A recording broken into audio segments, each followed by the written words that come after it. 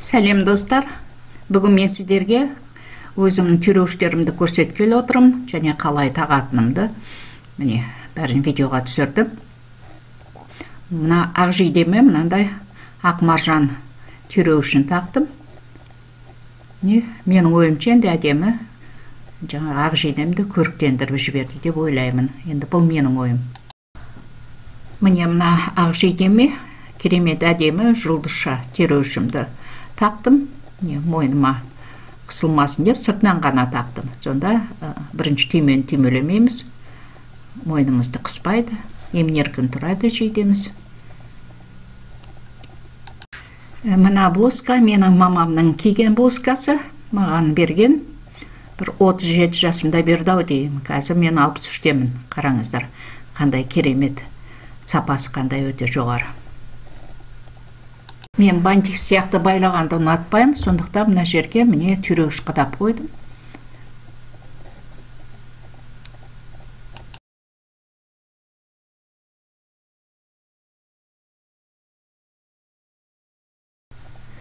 Мынау менің қонаққа, бір тойға баратын киетін көйлегім.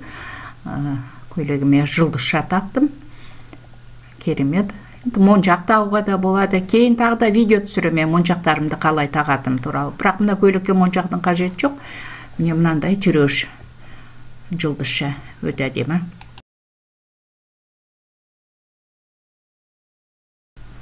Мына көйлегім де әдемі. Бұл да түйреуіш беліне тағылған. Қара бантқа өте әдемі.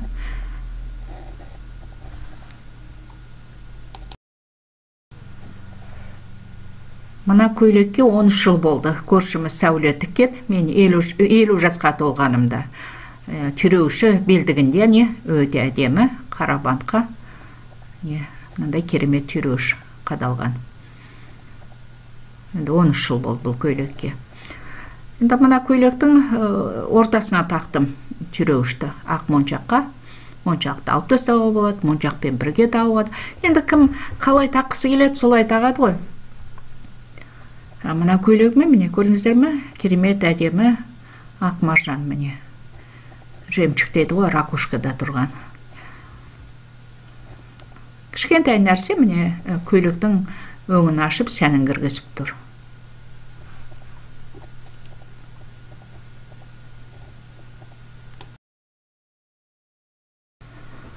Енді қазір сіздерге көрсететін половерімді мен киген кезде артын алдына қаратам, алдын артына қаратам. Міне мынау алды арт жағына қарап тұр, арт жағына түйреуіш тағып қойдым. Киген кезде арт жағыңыздан өте әдемі көрінеді. Ал енді мына жапалақ үлкен түйреуіш, мына қалың свитерме өте жақсы жарасып тұр.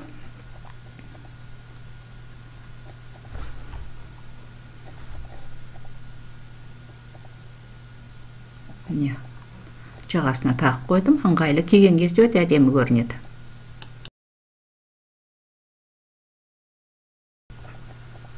Мына жерде түйме жоқ, сондықтан алдын жапқым келген кезде түйреуішпен ең жоғары жағын бекітіп қоям. Түйреуіш қадап. Сонда алдым жинақы тұрады.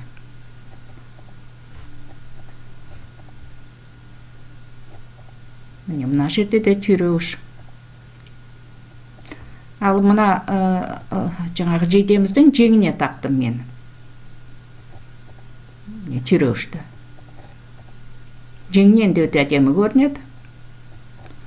Енді әртүрлі фантазиямен таға беруге болады. Бірақ әрине жарасымды қып. Мына белдігіммен тақпаймын, сондықтан мойнына бүйтіп салып, түйреуішпен іліп қоям кейде. Сәнді көрінеді.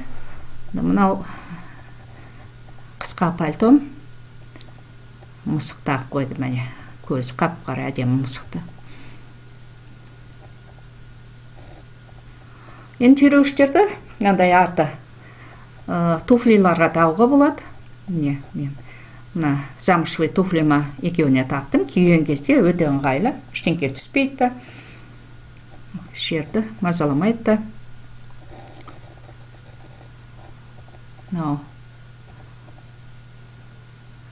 жеңіл пальто. Бұған да әдемі түйреуіш міне тақтым.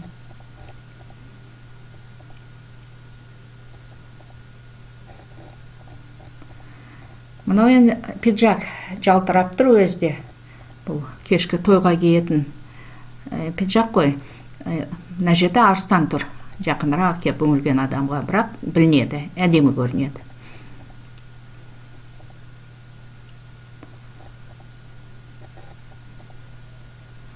Қоңыр пиджакқа қоңыр жаңағы түйреуішімізді қададым, гүл.